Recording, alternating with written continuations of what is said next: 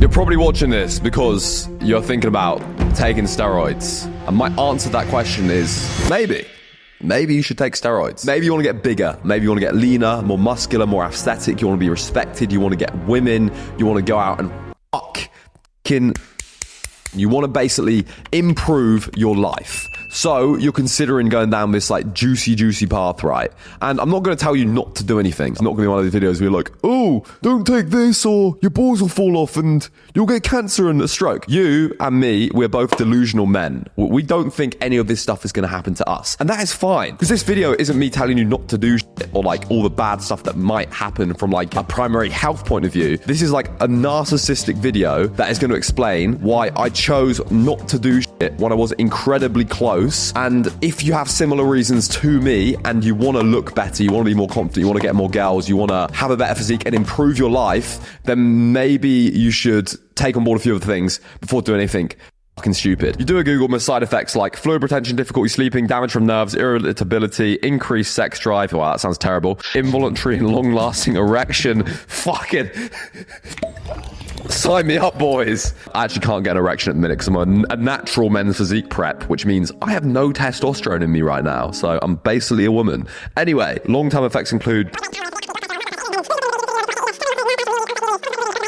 About 9-10 years ago now, which is absolutely insane, I'm 27 years old, I almost took steroids. I was pretty set on doing it. I was doing some research. I thought I knew everything. I was around 18, 19 years old. I was in university. I just started training. I was making some gains. The Gymshark era was just exploding. I saw all these guys at the top of the fitness industry, like looking absolutely sick. They all claim natural, but I didn't believe a single fucking one of them. And I thought in my head, if I wanted to get up there, I needed to take stuff. And I was this close to doing it. But if it wasn't for my little puss boy natty training partner at the time, who I absolutely love, by the way, my buddy Nathan, who looks sick, he's competed, he looks really, really good. If it wasn't for Nathan being a bitch and being like, Mo, don't do it, this is fucking stupid, I 100% would have. I want to explain to you the reasons that I've deeply considered and discovered that rather than being based on health, another kind of gay shit that we don't actually care about because we're young men, behind me I've created this revolutionary graph which shows steroids on the x-axis and debilitating side effects on the y-axis. You want to start taking steroids because you want to look better. But right, for the vast majority of us,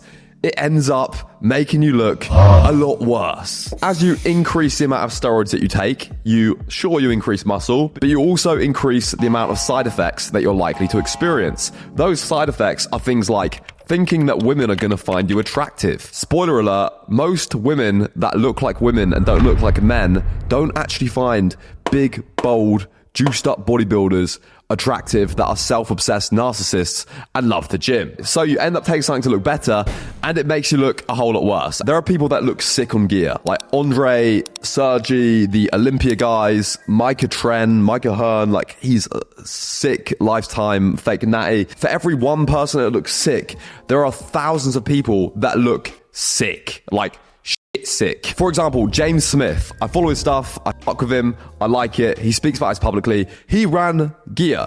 In this picture here, he is on gear, bro. Like this guy's blasting gear and he looks pretty much exactly the same, like an average bloke that goes to the gym. Why? What a waste. And then obviously there's so many people who take stuff that they just look like absolute dog shit because they think you can just jump on stuff and it's going to make you look better. It's not, bro. If you can't build a world-class physique over years of training, of discipline, of time and dedication, you have to do all that same stuff whilst you're on steroids. Like, what makes you think that steroids are going to change it? They're fucking not, mate. You're just going to be a guy with a shit, bloated physique who takes steroids and looks shit versus a natural guy that looks shit because you don't have the minerals to make yourself look better. Let's get into the proper narcissistic reasons in terms of physical appearance, the way that you look, the way that you feel, your actual quality of life. Steroids age you like bro. I haven't actually asked him this, but my buddy Josh, he used to coach me as well. Josh Bridgman is an absolute G, and he's spoken about this on his story publicly about how much he feels like he has aged since taking gear. The difference that it makes to your face in terms of like how old you look is absolutely mental. This is like a thing that isn't mentioned. Like obviously you want to improve your appearance, but people don't realize that it makes you look old as when you take stuff. Like, it actually changes the aesthetics of your face, and not always for the good. If you're taking something like growth hormone, you get this thing called moon face, or like this GH face, where your hands, your feet, your face actually gets bigger, bro. So like, look at bodybuilders like Phil Heath, for example, when he's young, when he's like just started taking stuff versus now. Even when he's lean, he's got this like big, round, weird looking, love you, Phil, like, fuck.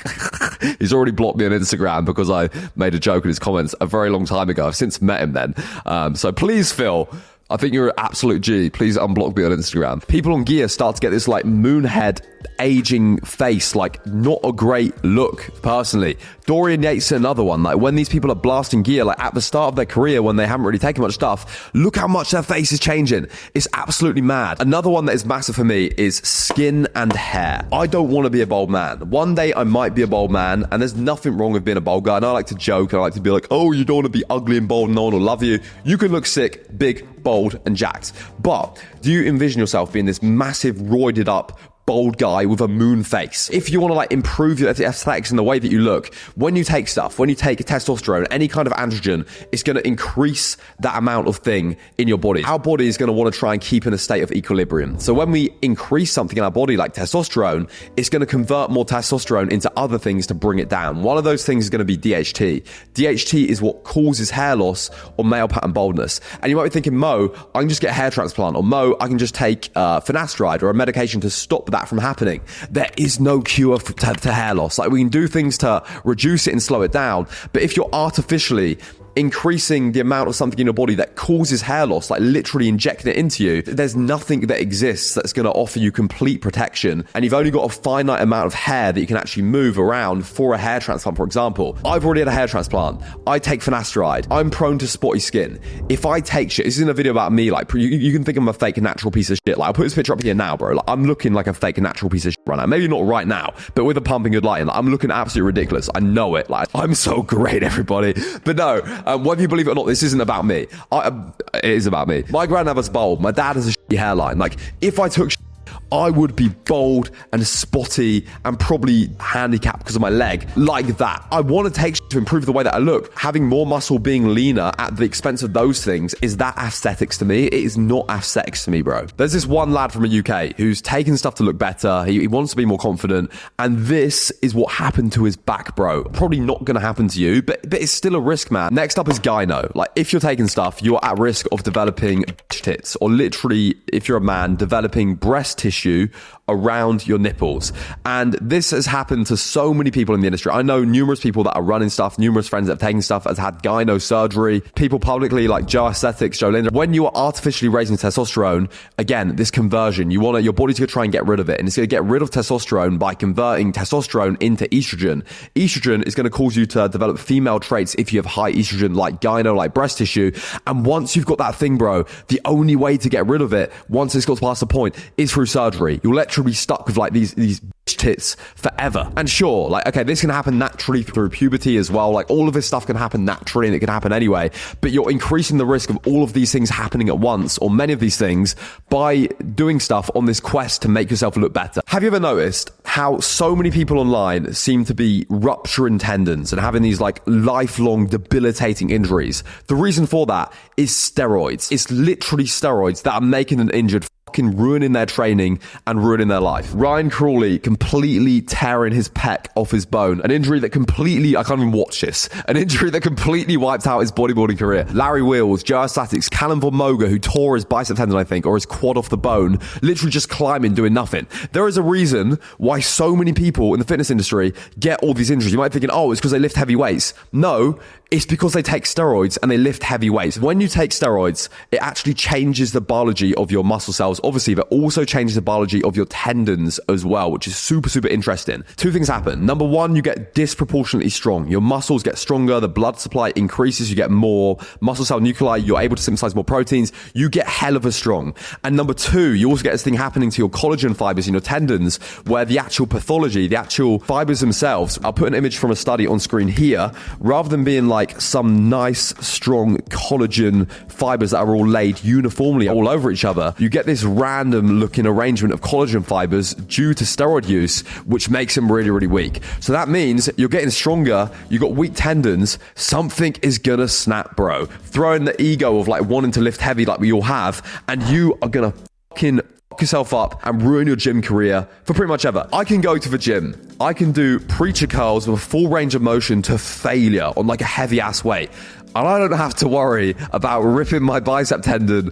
off the bone. It's fantastic. And now it's like a few days later, I ripped my bicep tendon off the bone. Everyone's like, Mo, you're a fake natty piece of shit. I hate you. One of the main reasons that I train is because it makes me better mentally. It makes me stronger. It teaches me that through doing hard shit, I'm going to go from A to B. I'm going to be able to improve my life. The moment you take stuff, I've heard this from so many people, it like sucks the life out of training, man. Because think about it. You do something that makes you feel like a superhero. You do something that makes you feel incredible. You're growing, you're making all this progress, you look amazing, but you can't do this thing forever, man. It's not sustainable. So you come off, you stop, you're like, oh yeah, one cycle won't hurt. You do one cycle and then you stop, and your natural testosterone goes down the pan. You stop making gains, you're a little bit fatter, you're not as strong, you don't really get a pump anymore, and suddenly you lose all enjoyment from training, mate. It makes it non-sustainable. It's not something that you can go on and do. And the amount of people that take stuff because they love the gym and they love training, it just takes all the life out of it, bro, and they quit. Is crazy. Like, why do you think there's so many natural bodybuilders? The amateur natural bodybuilding scene is absolutely ridiculous. Search IFBB Pro qualifying event in America. Just look at some like random shows on YouTube. Then look at natural drug-free men's physique bodybuilding in the UK. The UK looks better, and I believe that these people are 100% natural because it is so stringently drug tested, than the untested US events. The natural men's physique guys in the UK, they've trained for like 10, 11, 12, 13 years because it is sustainable, because they've done it for so long, because they get like a set constant level of enjoyment out of it, because they don't start taking shit and have these massive troughs. Whereas the guys maybe in the US or even in the UK, the guys that are in the untested federations at the amateur level, they've taken stuff for a few years, a year or two, and then after then they'll either go on to a pro level and continue, or they'll take it for a few years and then want to come off it. They'll come off it, realize everything's shit, and they'll just stop training. And even Andre, bro, he's an absolute G, the nicest guy, one of the best physiques in the world, absolute legend. And recently he's come off absolutely everything. And I don't want to speak for him, but I doubt he gets like the same enjoyment as the gym as when he's like full blast. He probably has to drag himself to the gym a little bit now that he's like natural for now in the gym during his sessions. You have to really ask yourself, like, why do you train? And there must be a deeper reason beyond just like wanting to go to the gym to look better. It's because it teaches me discipline. It teaches me hard work. It teaches me dedication. It teaches me commitment. And yeah, sure, you have to have all those things to look good on gear. But if you're someone that doesn't already look amazing naturally, it's like, why would I do this thing? Because I lack the process to get to that place. If you're not happy with the way that you look now, you're not going to be happy when you're taking stuff. Think of it this way, like feeling sad, being like, I know I'm going to go and buy some cocaine because that'll make me happier. That's a really healthy, sensible thing to do. That's definitely not a drug addiction. So you go buy some cocaine, you do the cocaine, and then you feel happy for about 10 minutes, and then you feel a million times worse. It's the same thing with steroids. Like, if you're insecure, if you're not happy with the way that you look, if you want to change, you're doing the exact same thing, bro. You're taking a drug to try and bring you happiness, to change your reality, to change your mindset. And that is an addiction, man. That is not the right reason to take it. Like, if you want to be Mr. Olympia and you've already reached your natural potential and you've got a sick physique, you might be thinking, oh, I'm going to get to my natural potential anyway. Why not just start now? If you want to get to that place in Mr. Olympia, yeah, like you need to take stuff. You're not going to get there without it. But the natty phase should be a test as to whether you have what it takes. You have the mental fortitude, the capacity, the minerals, the work ethic, the genetic potential before doing that thing. All jokes aside, boys, that is something that I need to mention. And obviously in this age of social media, TikTok, Instagram, there is so many people, like being honest is cool and open is cool, but there are so many people that have no idea what they're doing. They have the combined IQ of like a peanut, and they're making stuff on gear and drugs and have no background in science or pharmacology or anything, and they do not know what they're doing to their body, and they're like, oh, it's fine, jump on gear, you're gonna look sick. There is a reason, mate, why so many bodybuilders are dying young. Like, people that I know personally have died. Joe, I was meant to meet up with him when I moved to Thailand, and literally right before I went out there, I was chatting to him like a few weeks before, bam, like that, he's dead. And it's like, okay, whether or not you think that steroids contributed to his death, it's like they contribute to atherosclerosis, build up a plaque in the arteries, thinning of the artery walls, increase in blood pressure. There is a reason that so many bodybuilders are dropping dead super young, and it's like, okay, it's not gonna happen to me mentality. Like I said, I do dumb shit, I skydive, I do all kinds of stuff, but it's like when you're abusing drugs, every day, every week for a number of years, that is going to take its toll, mate. It's literally a roll of the dice. It's this compounding thing, and you don't know what's going to happen. I've kept the biggest one till last, and you're probably going to be a young lad if you're watching this. This might not really apply to you, but I asked myself, where do I see myself in 10 years time? Like, what do I ultimately want out of life? I want to have a family, man. I want to have people around me that love me as I get older and have grandkids one day and have this kind of like family structure. And the biggest thing for me, mate, which isn't spoke about and is overlooked, is infertility. You can take stuff and you might be completely fine. It might have no effect on your fertility, on my fertility whatsoever. But there's a big group of men who take stuff even for one cycle, even for a few weeks, and they never recover, bro. They are infertile. They have low sperm counts. They can't have children. Their testosterone never goes back to normal. And there's so many people that don't realize that this can stop you from having children, this thing. And okay, yeah, you might be completely fine. It might spring back, but there's a very high chance that you won't. And it's just like a genetic lottery. It's literally just luck whether you're going to be able to have children after taking this stuff. You'll be forced to take steroids and drugs and gear for the rest of your life in order to be a certain way, or you're going to have like chronically low testosterone, depression, no muscle mass. You're going to be literally like a little girl whining on social media about being a they, them, and like bathrooms not being for 17 million different genders. You're going to become one of those people. No one wants to become one of those people, bro. But yeah, man, that's a big one to consider. Just because for me, that's like the biggest deal breaker thing. Like, yeah, I might not go bold. Yeah, finasteride might do its job. I might not go spotty. The risk of ruining my future happiness is the biggest one for me. One of my best mates, he's got to 30. He's trained for like 6, 7, 8 years. He's had multiple children now. He doesn't want any more kids. He's got low testosterone anyway, and he just wants to experience what being on gear is like before he dies. He's not even that old. He probably gets testosterone up naturally in other ways for like improving his sleep, etc., etc.